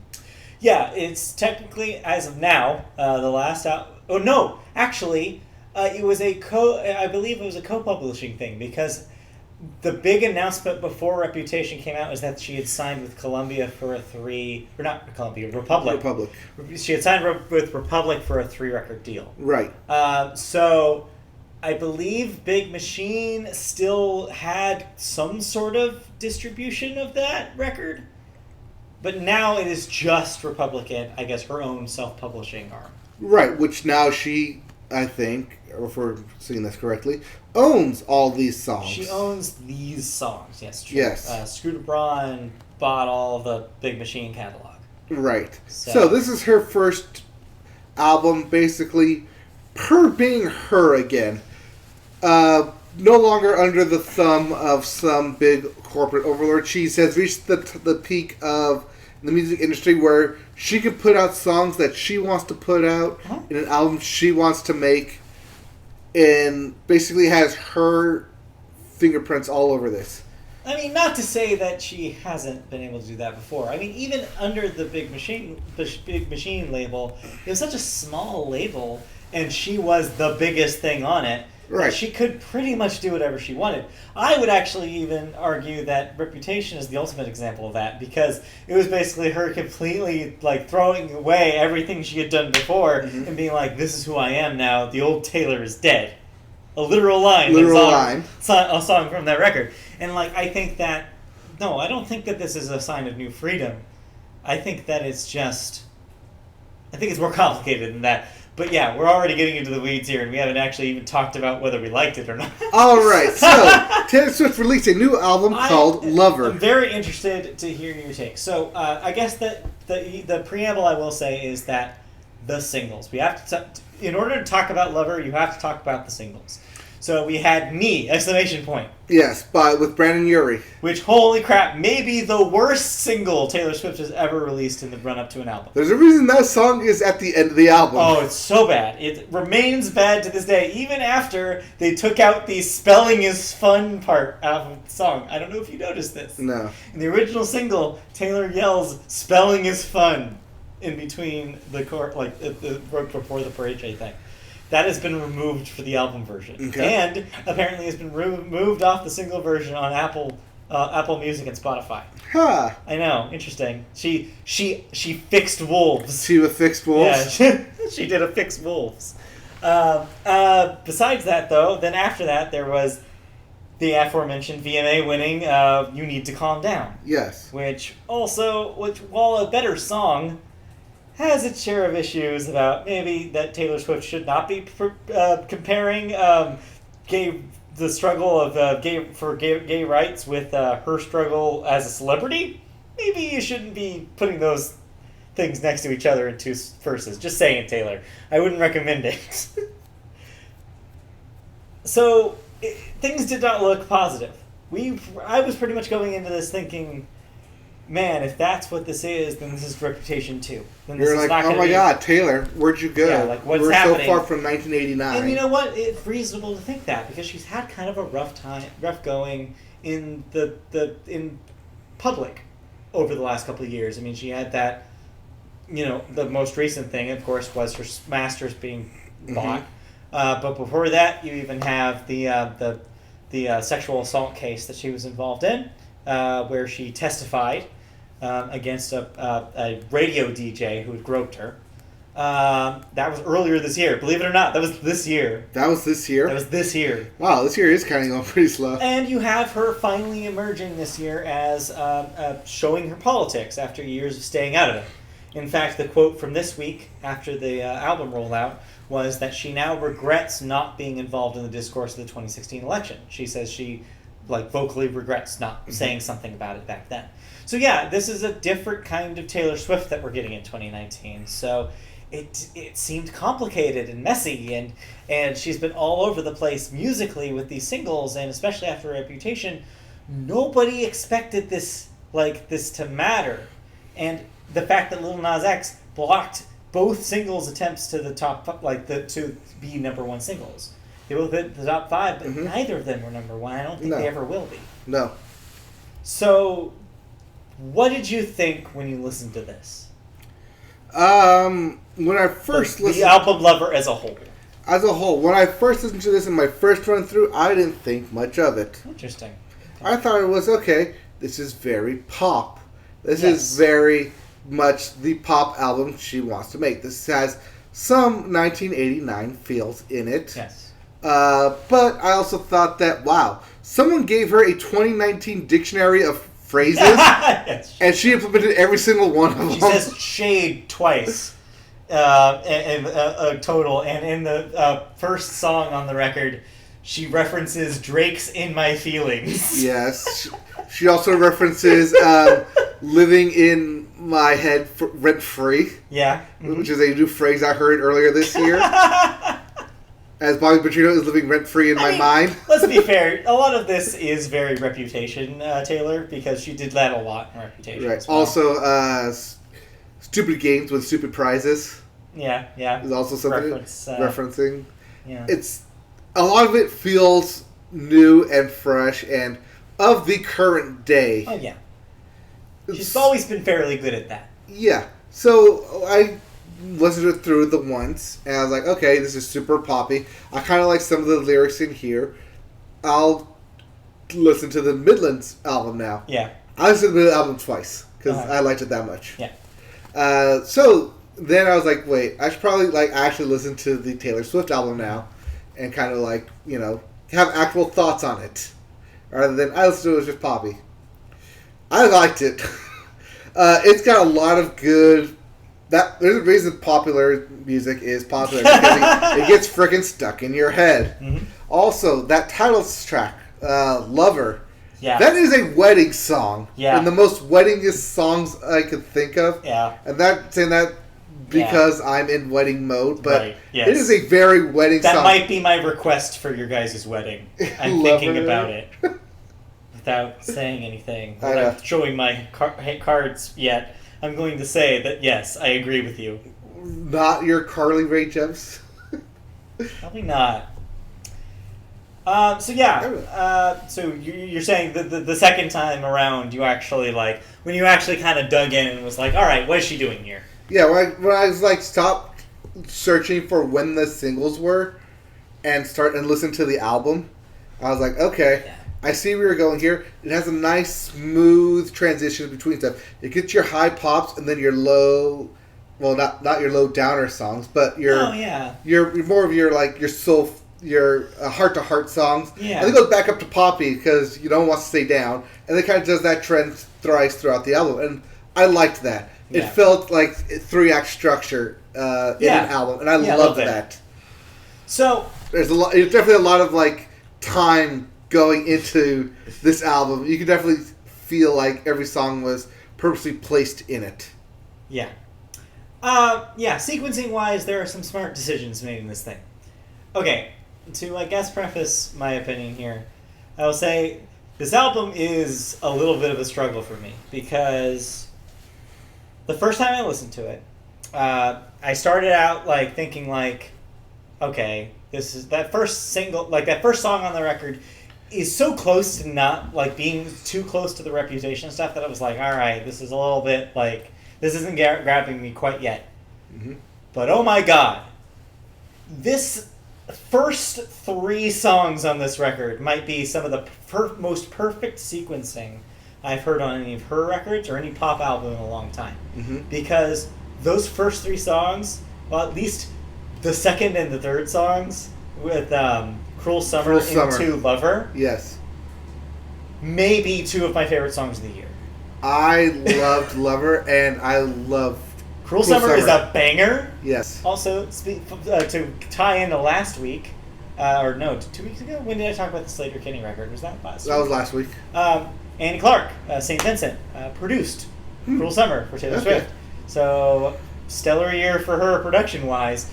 But man, that thing, too bad the summer's almost over because that song of the summer right there, it was just released too late.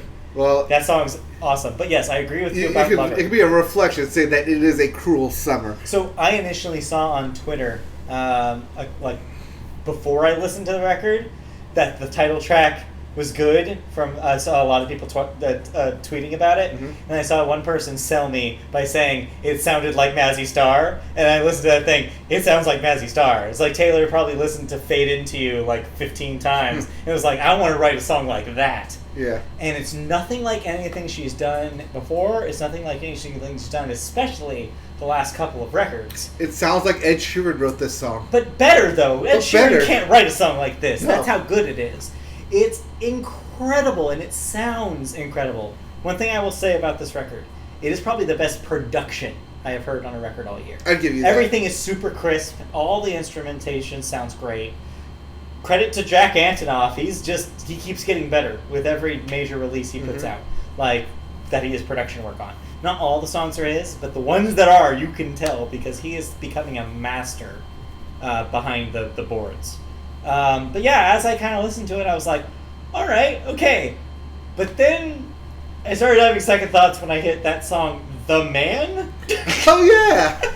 All right, so let's talk about The Man. All right, so let's talk about her rip on Beyonce's If I Was a Boy. It's partially that, but partially also her, like, another statement song, kind of like You Need to Calm Down. Yeah. Where she's trying to be like, oh, here's, like, all these metaphors for, like, if I was male in this industry. You mean, if I were a boy, come on. But it's not, okay, so the difference between those 2 songs, though, is in Beyonce's song, she's just saying practically, in a relationship, these are the differences between a man and a woman. That's why if I was a boy, I would do different things because I hate the things that boys do against me.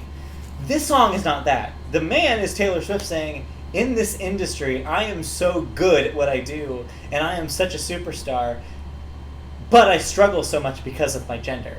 She's basically saying, if I was a man, then I would be the most talked about artist in this, like, in history, is basically the argument she's making. She's saying, like, she wouldn't have had to have the struggles that she's had, and I'm Yes. going to use quotes because I feel like, Taylor, you might not want to compare your struggles to maybe somebody else's. People who are actually... Maybe a person of color, perhaps. Anyway. But she's basically saying if she was a man, that wouldn't be the case. She makes some okay points in that song, but ultimately it's just not a good song. Like, sonically, it was the first time in the record where I thought, like, ugh, all right, I don't know about this one, Taylor. Like, let's move on to the next one. Mm-hmm. But that's kept kind of happening. That was my experience the first time, at least, through this thing. Is every time there would be a string of really, really great songs. And there are really great songs on this thing. That first half of the album is some really great songs. It's stellar, but even the back half has some really, really good stuff on it. Yeah. The only problem is she keeps tripping on herself. Because you have the singles that are placed in there haphazardly. And then you have something that may be the worst song she's ever written. London Boy. I didn't care for London Boy. No, I don't think anybody will care for London Boy. It's literally just a song that's an excuse for her to reference a bunch of British stuff and talk about how she likes her boyfriend's accent. Didn't she date a British boy? She's currently dating a British boy. Okay. Who was the song's written for. Yes, that's the whole thing. But man, it is awful. It just sounds bad. The lyrics are terrible. She rhymes something with Stella McCartney, and it's so distracting. And she says it multiple times at the end, and I'm just like, what is she doing? What was she thinking? It's so bad. But at the end of it, though, I wanted to listen to it again. and again, and I keep wanting to listen song, to it. the album. Yeah, the album. Yeah, because even with the speed bumps of these really sometimes awful songs, like I mean awful. I think Me and London Boy are really bad. I think they may be some of the worst songs this year. But paired with the best songs, possibly, of the year, is crazy to me. And so it led me to make a playlist that I literally titled Lover Without the Bad Songs. And you know what it does? Makes it better? It makes it so much better. It cuts so much time, it's under an hour. Ooh. It becomes a 49-minute record. As it probably should be. When you cut those 4 songs. Yeah, I need to go back and go through both these albums and add songs to my 2019 playlist. Yeah. And I want to kind of compare which one will I have more of, more Midland or more Taylor. Because they might have equal amounts. So basically, I think where I've settled after 7 or 8 listens to this thing over the last few days is I want to love it because there are some really, really great things, and I think some of the best stuff that Taylor has ever written. I think that this is a spiritual sequel to 1989, but with that it has the same problems that 1989 did, but except this time writ large to an 18-song album. 1989 was short and sweet. That's why it worked. You could forgive her songs like Welcome to New York and Into the Woods that weren't as good because the rest of it was so stellar. You can't forgive it as much when there's 4 stinkers on an album like that's otherwise from 7 to 10 on a number scale. I'll say this is the Drake problem where she puts out an hour-long album to get those Spotify numbers, to get the #1 album. Yeah. So I will say, obviously, I mean, it's better than Reputation because I don't want to, nor I have any desire to go back to Reputation anytime. This is something I know I will return to, and yeah, it's probably going to be on my top 5, despite its flaws, because just between Lover and The Archer, which also we didn't talk about, but is an incredible song. That was the last single she put out before the album. Yeah, and so those two by themselves, easily make this thing a top 5 album for me. I mean, and if you add some of the other songs to it. And yeah, I commend her for trying some new things. I can definitely see that Reputation was an important step for her creatively because she is experimenting with more production techniques than she used to. She's expanded her encyclopedia of sounds, which is good. But and she's gotten songwriting, her lyric writing is actually better than it's been in a while too. Notably, no Max Martin on this thing. Yeah. Weird. After being very prominent on 1989 and Reputation, he's not at all here. And I think what that gives is Taylor more room to write stuff for herself.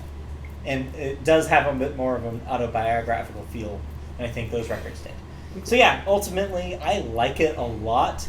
But man, if it weren't for those, awful... Those padding songs? Yeah. I don't know what she was thinking. She wanted the 1 hour mark.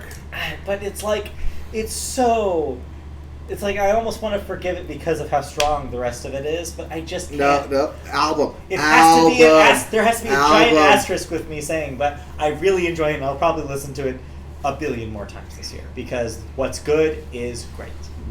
Mm-hmm. That's what I will say. All right. So that will be your number one album next week? Oh, yeah. No, definitely. It's already obliterated sales records. Variety didn't have a story about it, or else I would have put it this week. But yeah, it's already the best-selling record of the year. Yep. We don't need to tell you that it's Taylor Swift. It's Taylor Swift. She put out a new album. People will buy it. People will listen to it. Yeah. People will stream it. It's true. All this is true. Yep. All right. Do we have any other music things? I also listened to the Jay Som record. It's really good. But that's all I'm going to say about it. Because we've just took too much time. So we need to talk There's about a lot of Lover in here. Next. But no, yeah, Lover. Listen to it. Midland. Listen to it. Yeah. Check them out. We'll have more music. Oh my god, all that! I didn't even talk about the Dixie Chicks. Oh yeah, there's a song with the Dixie Chicks on it. We have to talk about that real quick. There is a song with the Dixie Chicks on it. They do backup vocals and instrumental. And oh my god, it sounds like a Dixie Chicks song. Yeah. And holy crap, it's good. And the whole time that I was listening to the first time, I was thinking, is Natalie going to sing? Is Natalie going to sing? Is Taylor going to let Natalie sing? And she did not let Natalie sing. So I was like, that's the one thing I will say about it is, man, I wanted Natalie Maines to start singing. But the fact that they're there and they're back there and they're recording again makes me so happy. And it sounds like something that could have been one of the songs on Home 2003. So, like, I'm all for this. Anyway, that's all we have. I cannot talk about this more. I mean, we could talk about it. We will talk about this at the end of the year. Yeah, we'll return to the Lover discourse. We'll return to Taylor Swift. And yes, Lover. I do have to say, yes, I have to eat a lot of crow of all that crap I talked about Taylor post Reputation. Oh, good. The pile will be done in about 30 minutes. Because I feel conflicted by it. Anyways, we're not done. Yeah, we still have video games to talk about. This won't take long. No, this might take long. We have a couple thoughts. But before we get to thoughts, we have new releases. We do. We have new games coming out this week. It's coming out this week. Not much. We have The Dark Pictures, Man of Medan, but on PlayStation. I don't know what this is. It sounds like a photo hunt game. I don't know. We also have Astral Chain for the Switch. Yeah, that's the new Platinum Games joint character action game. Apparently it's not very good, unfortunately. That is all we have this week.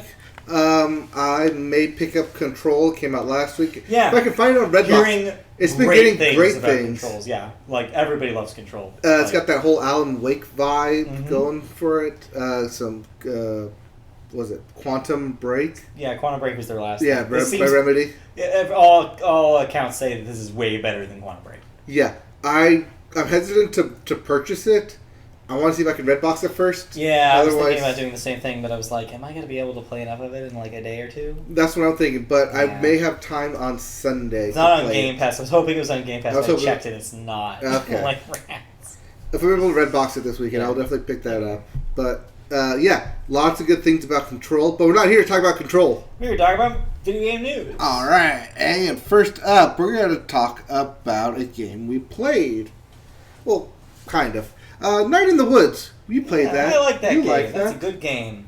Made by some good people, for the most part. Yeah, because following serious allegations leveled against Night in the Woods co-developer Alec Halucha. Halucha? No. Halucha. The indie studio Infinite Fall has cut ties with Alec and changed its release plans for a physical edition of Night in the Woods.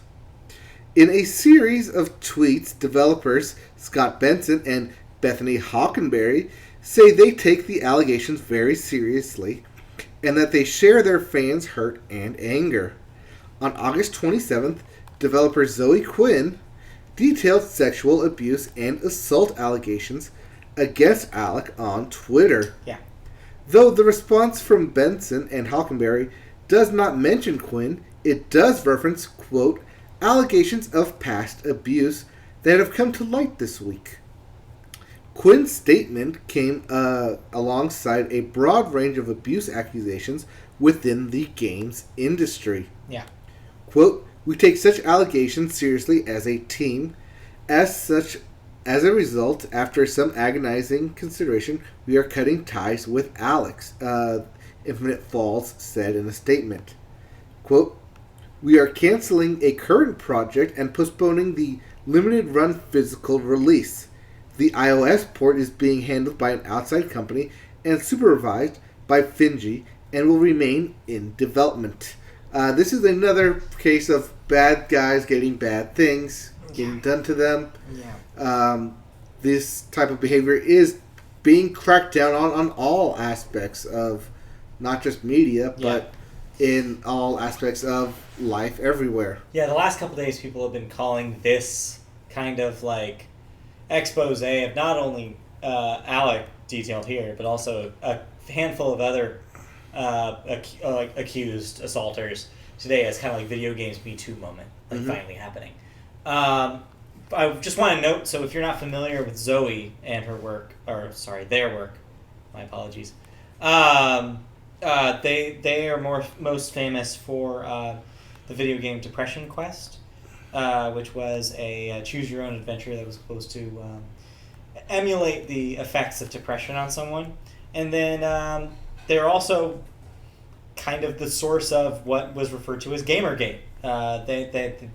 It was their struggles with some harassment on the internet by mobs of trolls that caused that Gamergate stuff a few years ago, and that to an extent still continue today. So yeah, the fact that Zoe's bravery just continues, and she just keeps calling out these people and just keeps being kind of at the forefront of these issues is just, I just don't know how they do it. That requires so much strength and bravery to get out in front of these things and start these movements. And so definitely our heart goes out to them. But it's good that these people are getting their comeuppance after being scumbags.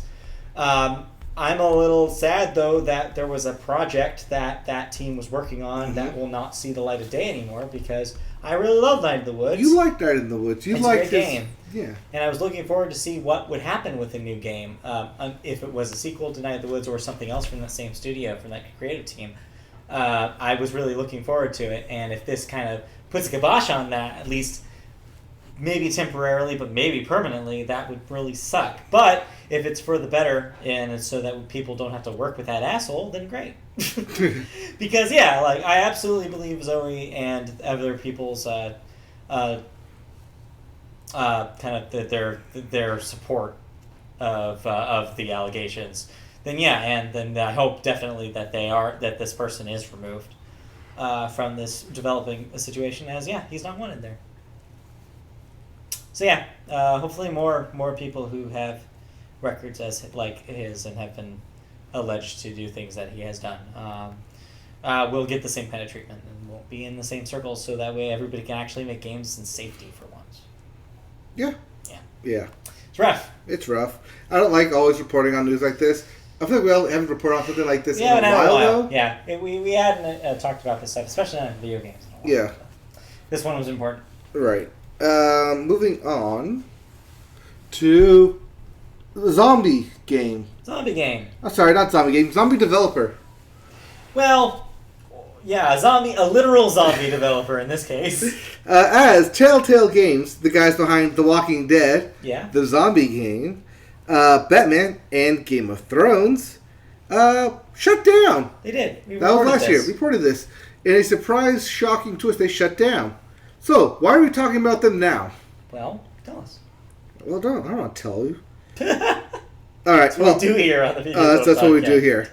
Well, a company called LCG Entertainment is bringing back Telltale Games from The Walking Dead. I mean, from the dead. LCG Entertainment plans to sell some of Telltale's back catalog and will work on new games based on their associated properties and new licenses. Jamie Ottley and Brian Waddle are heading up the new Telltale Studios. Games? I guess they're keeping the name. So the new Telltale Games. Jamie Ottley has spent much of his career in mobile games and was previously the founder and CEO of Galaxy Pest Control, a studio known for its work on licensed games such as Duck Dynasty, Power Rangers Legends, and Hotel Transylvania 2. There you go, Power Rangers Legends. You have some experience with this developer. Yes, I do. Brian Waddle, meanwhile, ran sales and marketing for the Havok game engine at Intel and later Microsoft. Nothing else is currently being said about what they plan to do, but they now have access to all of Telltale Games' back catalog. Yeah. This could mean remasters, re-releases, bundles. Immediately, all this really means is that those games are going to go back up on stores. Yeah. But what this could mean potentially in the future is that they would basically redo the deals for the licenses and make new games into those licenses, or make new deals for new licenses and make games in the Telltale style. But all that is just supposition. We don't know any of that for sure. Warner Brothers phones just blew up after hearing this. And of course, so really this is just Telltale in name only. These two people have no experience running their own game studio. Half game studio. Yeah, it's like what we don't know what this is going to be truly. We just know that they're bringing back the name and that these existing titles will be brought back. They bought Telltale Games for the name. Mainly for the name, because that is it's a well-established name. So who knows how this will end, but we'll see. Okay. All right. Do you have any thoughts? I did play a video game. All right. I did play a new video game. Tell me about it. I played a modern game. How modern was it? It was so modern, it's still in alpha form. Oh, that's pretty modern. It is. You could say that's pretty modern. It is very modern. It was a war fighting game. It was like a modern warfare? No. See, Modern Warfare came out in 2006 with Call of Duty 4 Modern Warfare. But I heard though, what if I told you though it's coming out again? What? There's a new Modern Warfare. Would you just call it Re-Modern Warfare? No, it's just Modern Warfare. No, you add the. It'd be the Modern Warfare. No, this is just Two Warfare. Call of Duty Modern Warfare. Modern Warfare Tokyo Drift. Modern Warfare no. Call of Duty Modern Warfare. Yeah. So tell me about it. Call of Duty Modern Warfare had the alpha, beta, the alpha go up this past. The alpha tests go up this past weekend, where you can play in a 2v2 matchups. One of them was called Gun Control. Okay. Where that's not a great name. No, but it was Gun something. But they gave you a different loadout every single time you loaded in. Every single match was a new gun loadout, but everyone had the same gun loadout. So there was no I get a shotgun, but that guy gets an AR. No, everyone gets a shotgun, everyone gets a pistol, everyone gets a rocket launcher in this small 4x4 arena. Yeah. But there's only like 4 arenas it randomly shows you from. But I kind of liked it in a bit. Okay. At least I liked it for the first hour I played it. Because that's the thing with Modern Warfare is that I played it for an hour and then immediately went to go play Madden. Yeah, you got your fill. I got my fill on my Madden. Yeah. It's Call of Duty. It's Call of Duty. It looks good. It looks and feels and plays like Call of Duty. They definitely added a little bit of new mechanics, although I haven't played the previous 2 or 3 iterations of Call of Duty. Yeah. The last one I played was Advanced Warfare. Even that is now going back to modern, so they're regressing. But no, it definitely feels and plays like a Call of Duty. The controls are a lot smoother. They're a lot more nuanced. You can peek behind cover fire now. I don't know how long that's been a thing. That's new. To me, at least. It definitely feels like a Call of Duty game. Definitely plays like a Call of Duty game. I was able to just pick up and run with it. I was like, okay, yep, this is Call of Duty. I know exactly what the hell I'm doing here. That's great. They also added a new element game for the 2v2 where you start out with nothing. Nothing. You literally start out with bare fists, knuckles running in front of you, and all the guns and perks and everything are scattered throughout the map, and you have to pick them up, and basically it's a free for all. Pick them up and shoot the enemy. It's kind of interesting, but everything is in place. It's not like randomly switch every single time. Everything is in its own drop location. It kind of became a little bit repetitive after a while, which is why I literally only played 2 hours of this thing. Okay. Of this alpha. I played 1 hour after I first downloaded it, and then I went to play Madden. And then the next day I played literally 1 hour of it, got bored with it, went and played Madden. So what I'm saying is that it's Call of Duty. You know if you're I gonna know like what this I'm or getting not, here. Even though it's an alpha, I already know yeah. I'm not going to play this game. I got my 1 hour fill of it. I was like, yep, this is definitely Call of Duty. I'm kind of good at this, but not super good at it. Also, I don't want to become good at it. You don't have the time to be good at it. I don't have the time to sit there for right. 8 hours a day matches to be good at it. Matches and matches. To get good, yeah. Yeah. I did like the idea of the 2v2 because they ran fast. It was first 1 to 5 wins the match, and so every game went by fast. You never felt like you were out of it for very long, and it's exactly what you want for a quick Call of Duty fix. So you're not in a map of 10 on 10, trying to run around and instantly die, spawn back in, instantly die. No, everyone starts off 2v2, enter the maps, and because there's 2v2 in a small arena, they're going to die real quickly. So you're going to have to respawn kind of immediately. So it's not going to take forever, I'm out of the lobby for 5 minutes at a time like you would be in, Scavenger or something else. Yeah. Or you're not just going to jump right in and then immediately die like you would with most, death matches or headquarters or something like that. But I did enjoy it. I think it does give you that quick Call of Duty fix. However, I'm definitely not going to spend the $60 for this game. I got what I wanted out of it. Realized that, yep, this is definitely Call of Duty. This game has not changed that much in coming up on, 15 years now? Yeah. Yeah.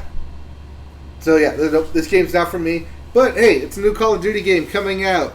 The alpha was this past weekend. Sure, it might be for you, but it definitely feels and plays like a Call of Duty game. It's what you think it is. Exactly what you think it is. Label. I was not shocked. Yeah. But, did you play any other games? I'm not playing any video games. Oh, the only game I played, besides some Madden. I believe this week, though, is the week that mobile game, Pokemon Masters, drops. Oh. So maybe we'll have something to say about that next week. Maybe I will. Maybe I should sign up for an alert when it actually goes live. Yeah, I think tomorrow or something? Yeah, maybe I should look that up. But, okay. In the meantime, if you want to see me play Madden, or if you want to stay up to date on anything we do on the Media Boat Podcast, Matt, where can they find us? They can find us all sorts of places, actually. All right. You can find us first on live every Wednesday around 6:30 p.m. Pacific time here on YouTube. Just go to YouTube, search Media Boat Podcast, and you'll find us. Please like, subscribe, click that bell, and you'll get notifications whenever we go live. It'll be great, and it's the way you can see us do this show live, and you can participate by joining us in the chat. We will answer your questions, read your comments on the air, everything, all of that good stuff. So please consider watching us live. And then if you don't want to watch us live, or you don't have time on Wednesday nights, you can also listen to us in podcast form. You can find us on most podcast services. Just search Media Boat Podcast. And you'll find our archive of shows as well as the newest ones every week. You can find us on social media. On Twitter, we're at MediaBoatCast. On Facebook, search Media Boat Podcast and you'll find our page. Like, comment there. We'll respond. If you want to find us playing some video games, like you just said, like playing Madden, you can find us on twitch.tv/MediaBoat. Mm-hmm. And that's where we are, playing video games every once in a while. It's pretty great. Now, this is not a cheap enterprise. It costs money for us to host our podcast, so please, if you can, consider donating on our Patreon. Patreon.com/MediaBoat is where you can go to do that. As little as $1 a month can help us make this show even better for you and help us afford those costs. So please consider donating if you have the time and money. And then lastly, if you want to give us feedback, ask us questions that we could read on the air, anything that you want to say to us, consider emailing us at mediaboatpodcast@gmail.com. Send us an email there and we'll read it and we'll respond. Thanks for listening, everybody. This has been the Media Boat Podcast. Thank you all for tuning in. We'll be back next week with more thoughts and news and reviews. Etc. All right. Thank you all for tuning in. We'll be back next week. Okay, Bye-bye. bye. Woo! We did it. Almost 2-hour podcast. Oh, just under that. All right. Thank you all for tuning in. Bye-bye.